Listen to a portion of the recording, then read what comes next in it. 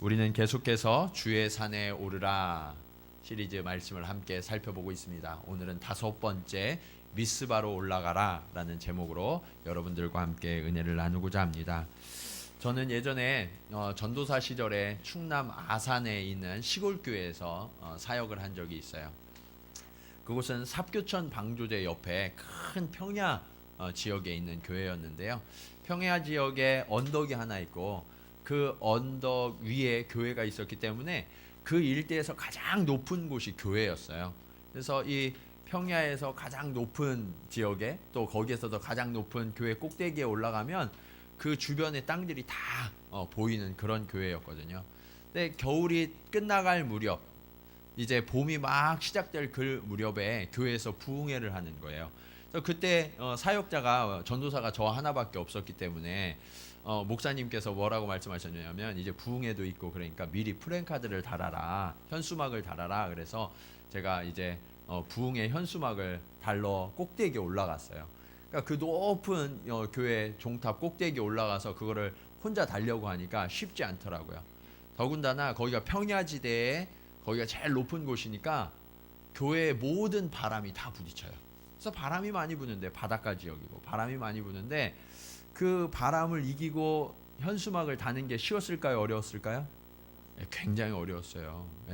굉장히 어려워가지고 막 날씨가 쌀쌀한데도 현수막을 다는 동안에 막 땀이 막 흐르는 거예요. 너무 제가 애를 써가지고 그렇게 해서 현수막을 달고 너무 힘들다 하고 딱 내려왔거든요. 그리고서 문제가 이틀 뒤에 터졌어요. 그게 뭐냐면 봄바람이 얼마나 강하게 부는지 현수막이 두 동강이 나서 찢어져 버린 거예요. 그리고 막 현수막이 막 여기저기 휘날리는데 조금만 그냥 뒀다가는 교회 유리를 다 깨게 생겼어요. 그래서 다시 올라갔죠. 다시 올라가서 현수막을 내리고 목사님께 말씀드렸어요. 목사님, 이거 바람이 너무 많이 불어서 현수막이 찢어졌네요. 그랬더니 목사님이 아무렇지도 않다는 듯 그래? 그러면 다시 주문해서 달아. 그러셔가지고 제가 다시 현수막을 주문해가지고 또 달러 올라갔어요. 또 달러 올라가면서 무슨 생각이 들었냐면 바람이 이렇게 세가지고 한 이틀 만에 현수막이 다 찢어졌는데 또 찢어지는 거 아니야? 그런 마음이 있었어요. 저의 의심 때문인지 영락없이 현수막이 또 찢어졌어요. 그래서 목사님께 가서 이렇게 말씀드렸어요. 목사님, 이거 바람이 너무 많이 불어서 현수막 다는 게 이게 불가능한 것 같습니다. 그랬더니 목사님 뭐라고 말씀하시냐면 또 달면 되지 뭐. 그러면서 또 주문해서 다르라고 하시는 거예요.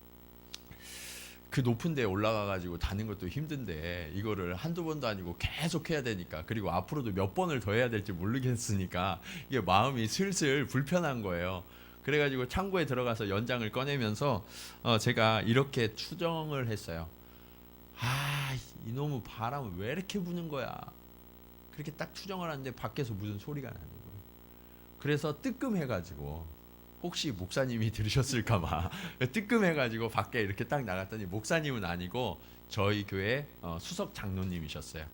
장로님이 딱 그 얘기를 정확하게 들으셨더라고요.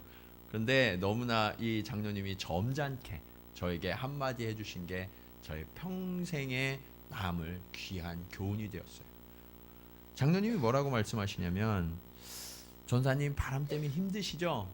그런데요, 그 봄바람이 얼마나 고마운 건지 몰라요. 우리 농부들은요, 이 봄바람이 없으면 못 살아요. 왜냐하면 봄에 씨앗을 뿌리고 싹이 올라오잖아요. 그러면 그 어린 싹들이 바람에 흔들려요. 바람이 마구 흔들어줘야 얘네들이 흔들리면서 뽑히지 않으려고 뿌리를 깊이 내린다는 거예요. 그래서 뿌리를 깊이 내리면 그 다음에 어떤 일이 일어나느냐, 여름에 뜨거운 햇볕이 오는데 가물어도요 마르지 않는다는 거예요. 그리고 장마가 와서 홍수가 나도 얘네들이 휩쓸려 가지 않고 잘 버티게 해준다는 거예요.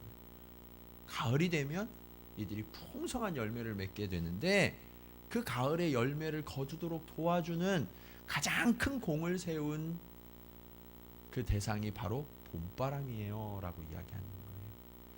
그 이야기를 들으면서 그렇구나. 우리 하나님 아버지는 우리가 도저히 상상할 수 없는 이런 일들을 미리 배치하시고 섭리하시는 좋으신 아버지시구나.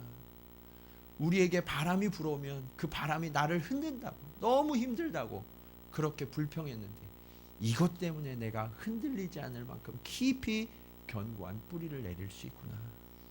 그러면서 얼마나 감사했는지 몰라요. 그리고 그 감사가 끝나자마자 이제 다시 종탑에 올라가죠. 종탑에 올라가서 부는 바람은요, 예전의 바람이 아니에요. 고마운 바람이에요.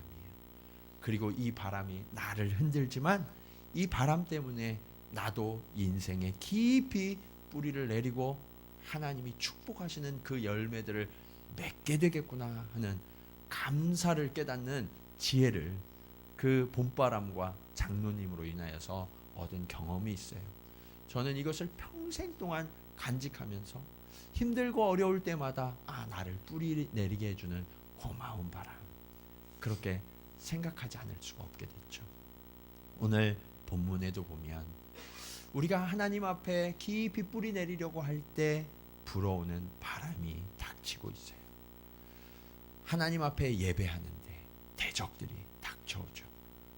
그러한 상황 속에서 우리는 어떻게 하나님을 온전히 예배하고, 그리고 이러한 상황들을 허락하신 하나님의 섭리하심과 뜻은 무엇인지 오늘 말씀을 통하여서 함께 은혜를 누리고자 합니다. 여러분, 하나님을 만나는 예배의 의미는 무엇인가? 예배는 첫 번째로 회개와 회복의 시간입니다. 이스라엘의 문제는 오늘 본문 앞절에 있는 2절에 잘 나타나 있어요. 2절에 보시면 이렇게 써 있죠. 이스라엘 온 족속이 여호와를 어떻게 하니라? 사모하니라. 이스라엘 온 족속이 여호와를 사모하니라 라고 말씀하고 있어요. 여기까지는 너무 좋아요.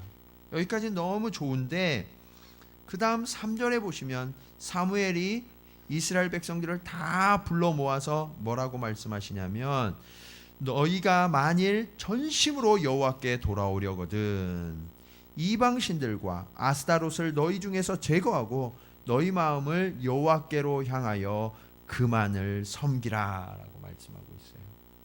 이 얘기는 뭐예요? 이들이 여호와를 사모했는데 여호와만 사모한 게 아니다라는 거예요.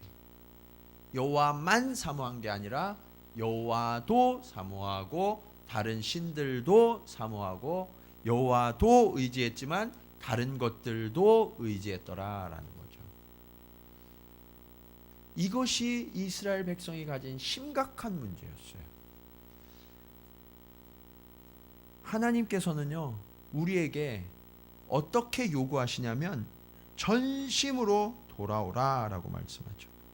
그래서 사무엘이 전심으로 너희가 여호와께 돌아오려거든 이라고 말씀하고 있는 거예요. 하나님을 믿지 않는 백성이 없어요. 다 믿었어요. 그런데 하나님만 믿는 것이 아니라 다른 신들도 믿고 있는 것이 하나님을 외면하는 것과 같다라는 거예요. 마음이 나뉘어져 있어요. 여러분, 부부가 결혼을 했는데 그 부부가 다른 배우자가 또 있어요. 그러면 어때요? 열 받아요, 안 받아요? 열 받죠. 근데 그거는 열 받으면서 하나님 외에 다른 신들을 섬기는 것에 대해서는 그거는 보험 들듯이 우리가 나누어서 드는 거니까 좋은 거 아니야? 이렇게 생각하면 안 된다고요.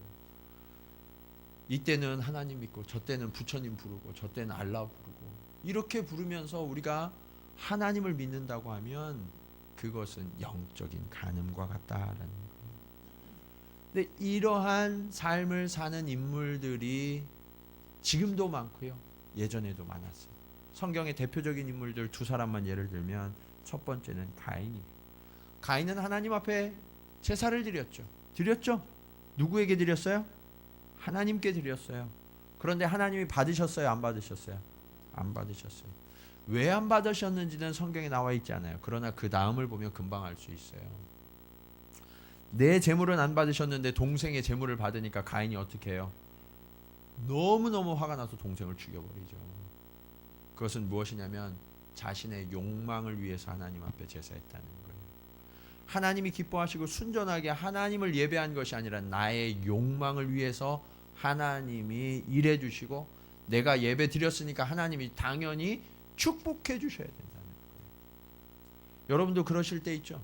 내가 하나님 앞에 이렇게 헌신하고 이렇게 예배 드렸으니까 하나님이 당연히 축복해 주셔야 되는 거 아니에요? 그렇게 안 하는 하나님은 난 인정할 수가 없어. 그런다는 거예요. 마음이 나뉘어져 있었어요. 에서도 그랬어요. 그의 아버지는 누구예요? 순전한 믿음의 소유자였던 이삭이었어요. 그런데 그 에서의 관심은 어디에 있었냐면 하나님께 있지 않았어요. 하나님께 있었던 것이 아니라 아버지 이삭이 내려주는 그 축복을 원했던 거예요. 하나님이 부어주시는 축복을 구해야 되는데 아버지 이삭이 부어주는 축복을 구했어요. 그리고 자신의 욕망에 사로잡혀 있었어요. 그러다 보니까 배가 고팠어요. 붉은 죽을 동생이 끓이고 있는데 장자의 명분을 그 죽 한 그릇과 맞바꿔 버렸죠. 그가 하나님의 축복을 사모해야 되는데 아버지의 축복을 사모하니까 어떻게 했어요? 하나님을 기쁘시게 하는 행동을 하는 게 아니라 들판을 뛰어다니면서 사냥을 해서 아버지가 좋아하는 고기 요리를 해드리는 게 본인의 주된 삶의 이유와 목적이 되었던 거예요.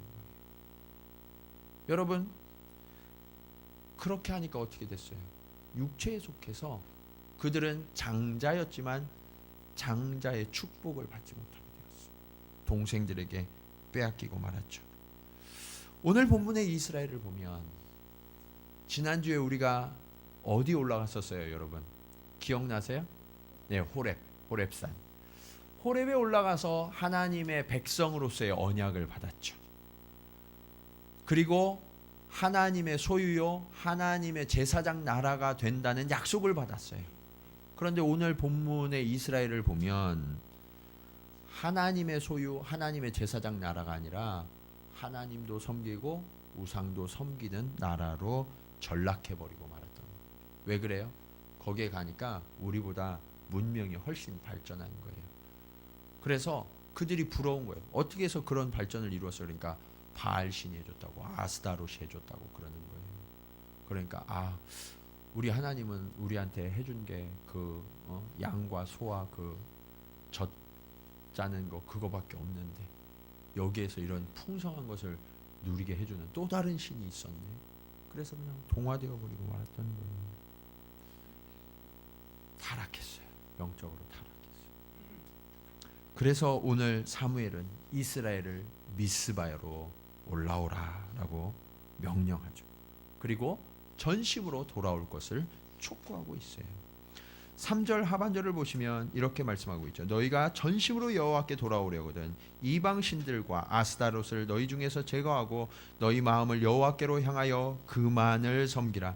그리하면 너희를 블레셋 사람의 손에서 건져내리라. 감사한 일은요, 그렇게 사무엘이 선포했을 때 이스라엘 백성들이 주저하지 않고 즉시 순종했다는 거예요. 예. 즉시 순종해야 돼요. 순종할 때 조금만 생각해보고 할게요. 그러면 금방 사단이 그 생각을 집어먹어버려요. 그래서 하나님 앞에 순종하지 못해요. 4절에 보시면 이에 이스라엘 자손이 바알들과 아스다롯을 제거하고 여호와만 섬기니라. 즉시 순종하고 여호와만 섬겼다라고 기록되어 있죠. 여러분, 이 구절이요, 단 한 구절에 기록되어 있어요. 그렇지만 결코 간단한 문제가 아니에요. 이것을 어떻게 할 수 있느냐? 전도해 보시면 쉽게 알 수 있어요. 여러분, 전도해 보면 사람들이 쉽게 교회 나와요, 안 나와요? 안 나와요. 웬만해서는 안 나와요. 왜요? 그들을 사로잡고 있는 또 다른 신이 있거든요. 신을 바꾸면 진노를 얻는다고 생각해서 두려워해서 잘 안 나오는 거예요. 뿐만 아니라 우리 자신을 돌아봐도 그래요. 우리 자신을 한번 잘 생각해 보자고요. 여러분, 주의 말씀을 들었어요. 여러분 지금 주의 말씀을 듣고 있잖아요. 그러면 이 말씀이 나를 움직여요. 그렇구나, 깨달아졌어요. 그러면 그 말씀을 전적으로 순종하고 살아내는 일이 쉬워요, 어려워요? 네, 어렵죠. 왜 어려우세요, 여러분? 알았잖아요. 그거 해야 된다는 거 알잖아요. 그런데 그게 왜 어려우세요? 그거 순종하고 따르려고 그러면 내가 내려놓아야 될 거 있거든.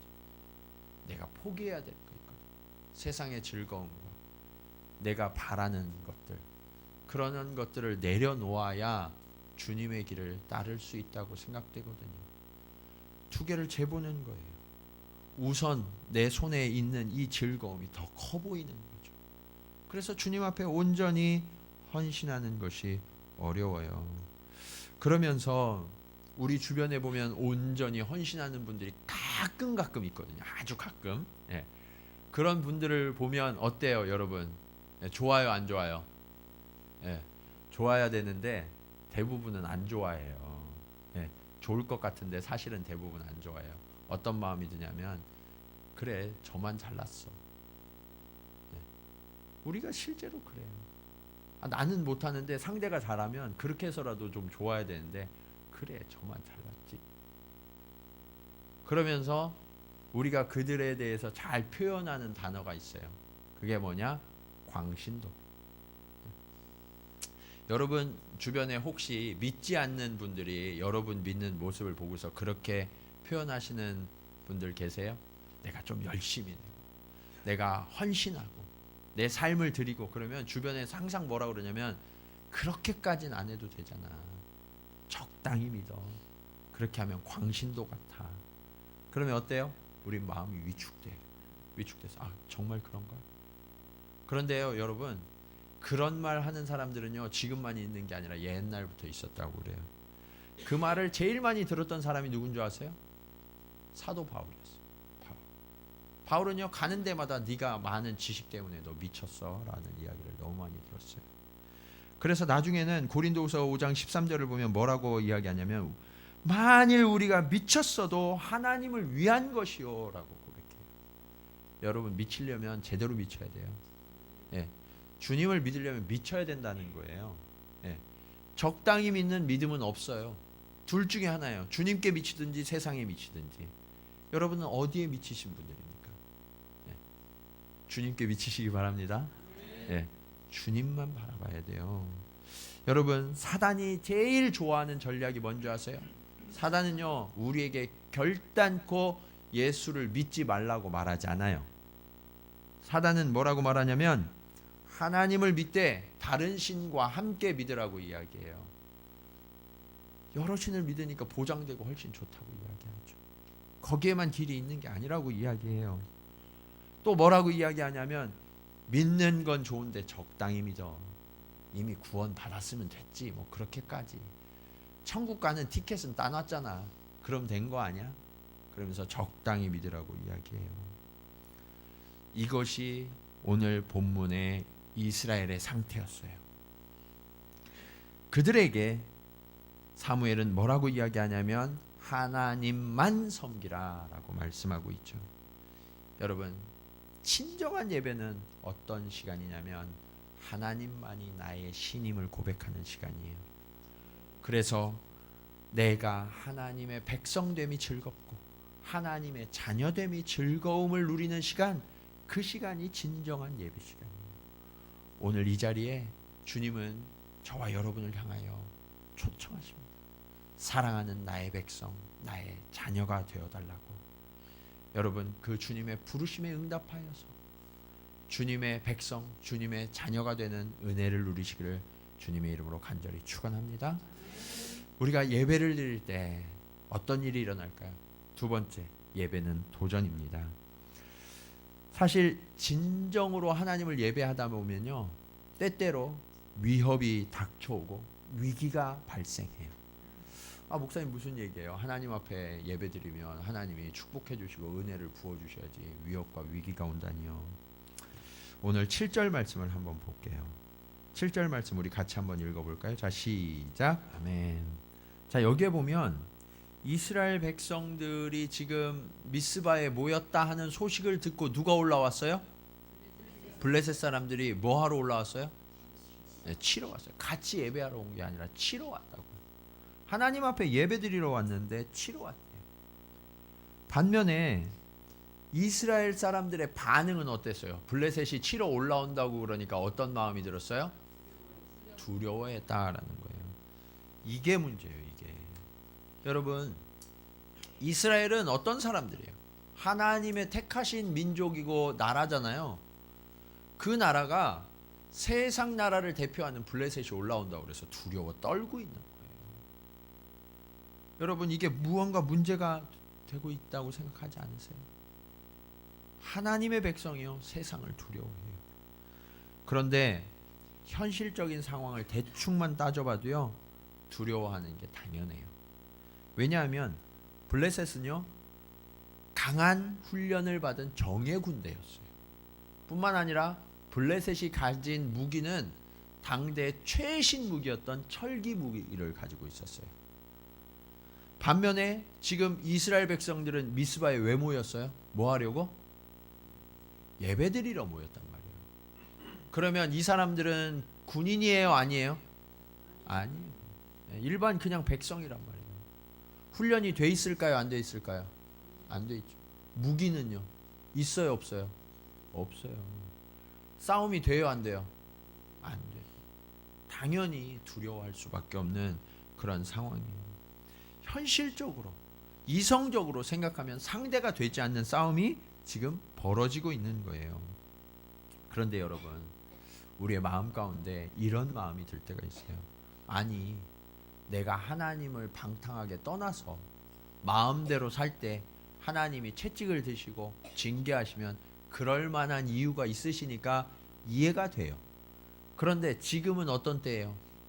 모처럼 맘먹고 하나님 앞에 좀 정신 차리고 예배하러 왔는데 지금 적군이 쳐들어온대요. 그래서 예배도 못 드리게 생겼어요. 그럼 어떤 마음이 들어요?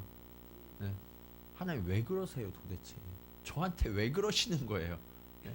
지금 이때는, 다른 때는 내가 다 이해하겠는데 이때는 하나님이 나를 좀 도와주셔야 할 때 아닙니까?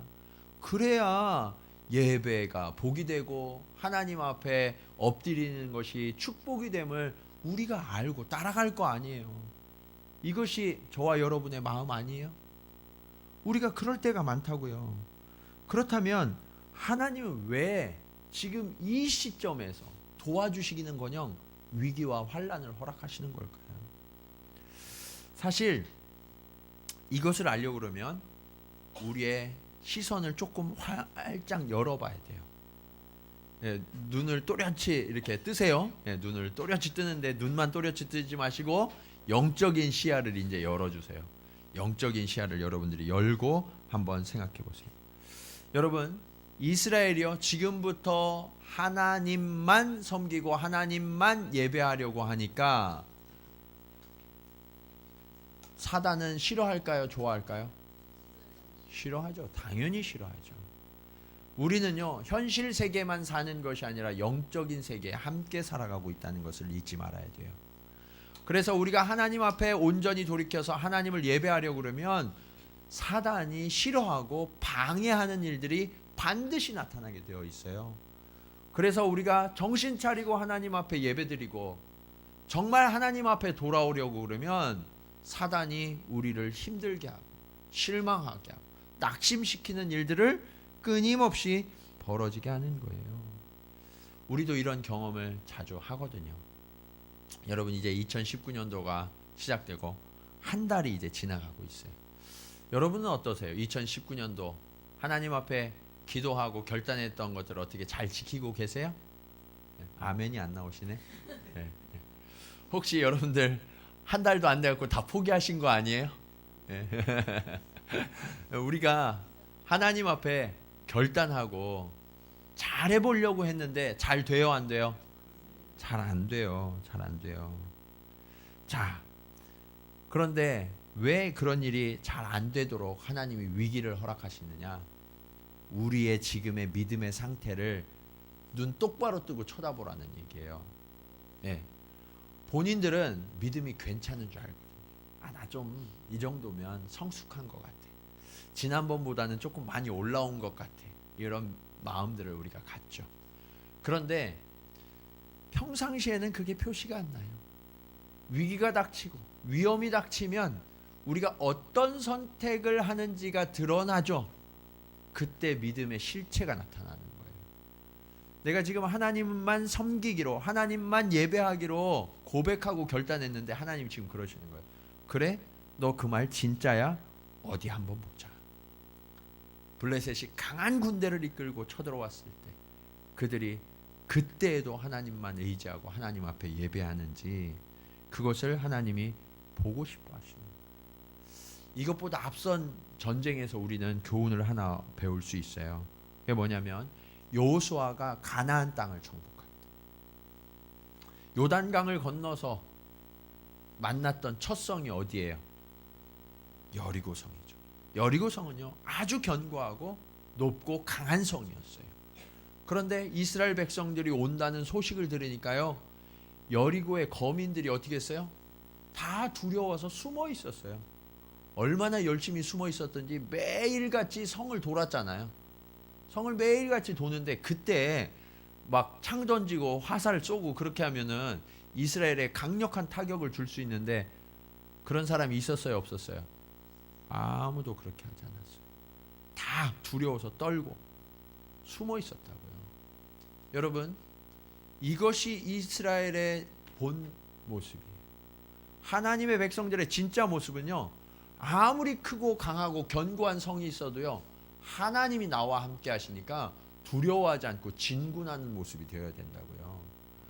지금 블레셋이 아무리 강력하게 우리를 에워싸고 쳐들어온다 할지라도 지금 하나님 앞에 예배하고 하나님이 나와 함께 하시니까 두려워하지 않고 그 하나님의 이름으로 승리를 선포하는 사람들이 되어야 된다고요. 그런데 이 이스라엘은 어땠어요? 두려워 떨고 있었어요. 거꾸로 본인들이 숨어서 아무것도 하지 못하는 자들이 되어버리고 말았던 거예요. 무엇이 문제일까요? 조상들이 가졌던 믿음의 시선을 잃어버린 거예요. 위기는 우리의 시선이 세상을 향해 있는지 믿음을 향해 있는지를 깨닫게 해줘요. 우리 옆에 계신 분들하고 이렇게 한번 인사하겠습니다. 눈이 아니라 믿음으로 봅시다. 네. 네. 여러분, 우리의 현실은 적대적이에요. 그게 당연한 거예요. 그것을 우리의 이성의 눈으로 바라보지 마시고 믿음의 눈으로 바라보셔서 그 주님과 함께 나아가는 저와 여러분 되기를 간절히 축원합니다. 자, 오늘 말씀의 마지막 교훈. 우리는 예배 때 어떤 은혜를 누릴 수 있는가? 예배는 에베네셀의 축복을 만나는 시간이에요. 오늘 본문을 보시면 절체절명의 위기 속에서 이스라엘 백성이 두려워 떨고 있었지만 딱 한 가지 잘한 게 있었어요. 그게 뭐냐면 사무엘 사사를 향해서 우리를 위하여 쉬지 말고 여호와께 간구해 달라고 요청한 거예요. 본인들은 지금 너무 두려워서 기도도 못해요. 그렇지만 사무엘이 하나님 앞에 기도하면 하나님이 들으시고 우리를 구원하실 것이라는 분명한 믿음을 놓치지 않고 있었던 거예요. 근데 여러분, 솔직히 우리도 그럴 때가 있지 않나요? 너무 생각지도 못한 그런 어려움들이 내 삶에 닥쳐오고 감당할 수 없는 그러한 환란이 내 삶에 닥쳐오면 머리가 하얘지죠. 그리고 그때 기도가 잘 돼요, 안 돼요? 기도가 잘 되지 않아요.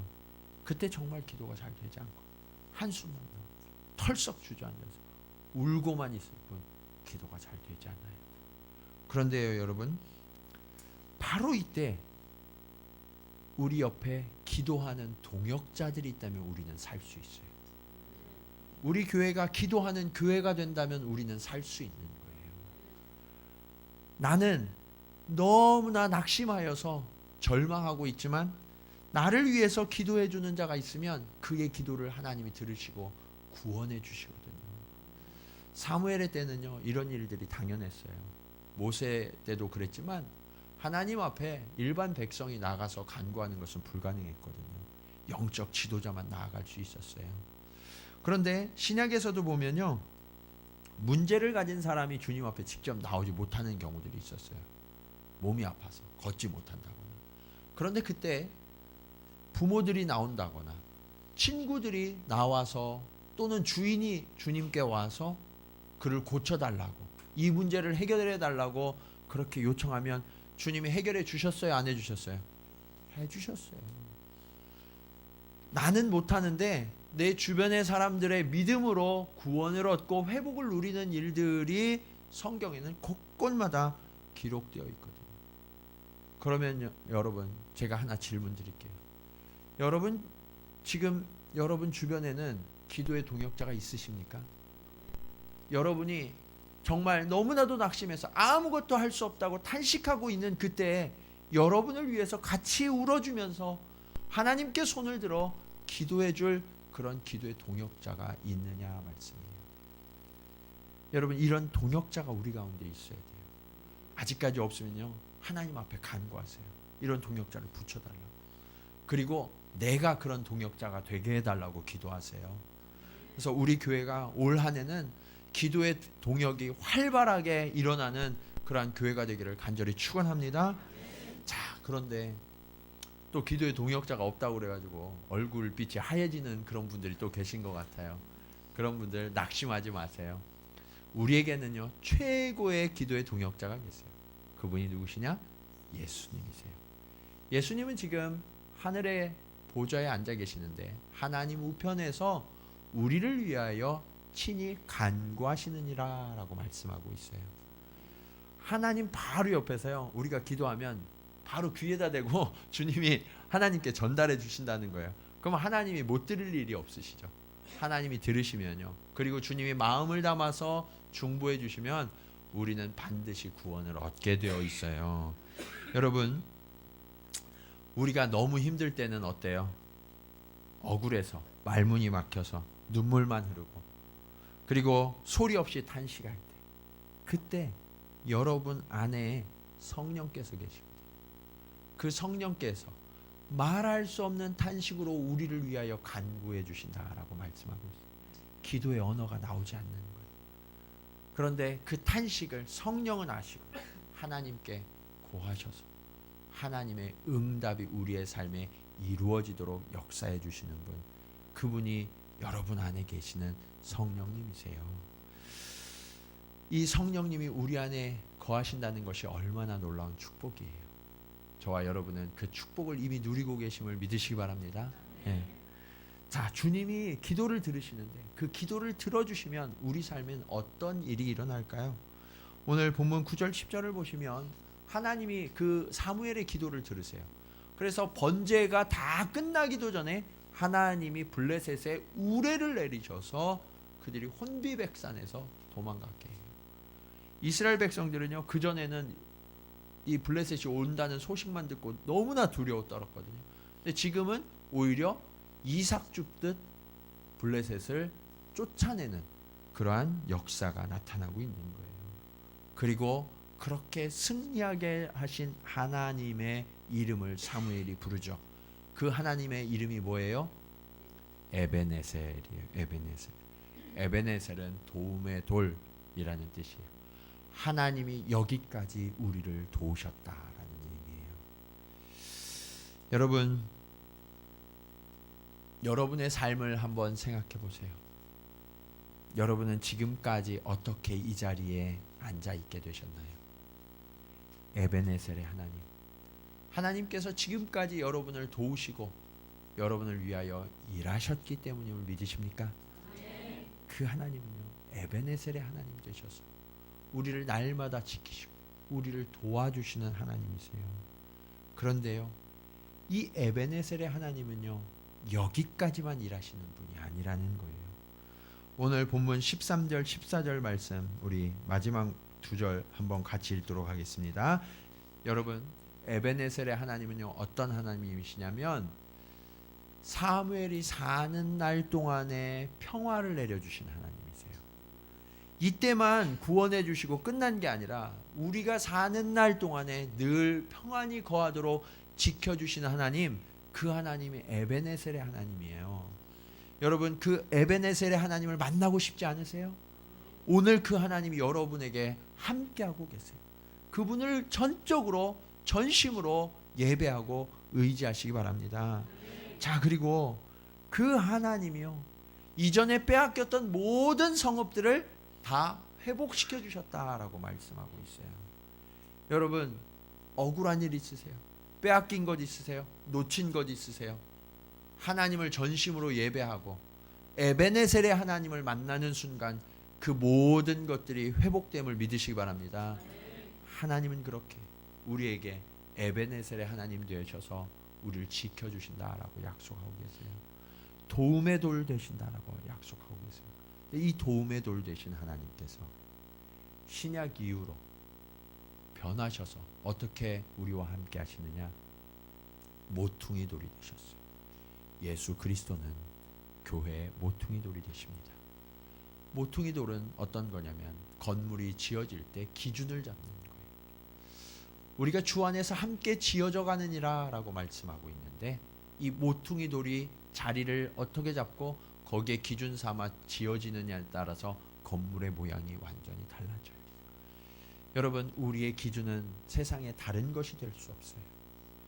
주님만이 저와 여러분의 기준임을 믿으시기 바랍니다. 그 주님을 의지하여서 그 주님을 따라서 살게 되면요, 주 안에서 함께 지어져 가고 그 영광과 축복을 함께 누리는 자들이 되는 거예요. 이 약속이 저와 여러분들에게 끊임없이 이어져 오고 있는 하나님의 약속이에요. 사랑하는 여러분, 오늘 여러분은 하나님을 어떻게 만나고 계십니까? 오늘 이 예배 속에서 여러분은 하나님을 어떻게 경험하고 계십니까? 오늘 이 예배가 여러분의 회복의 시작이 되기를 축원합니다. 오늘 이 예배를 통하여서 여러분의 무너졌던 모든 것들이 새롭게 일어나 하나님의 평강과 하나님의 약속을 누리고 우리가 사는 날 동안에 함께 하시는 그 하나님의 놀라운 은혜를 시작하는 그 첫걸음이 되시기를 주님의 이름으로 간절히 축원합니다. 기도하시겠습니다.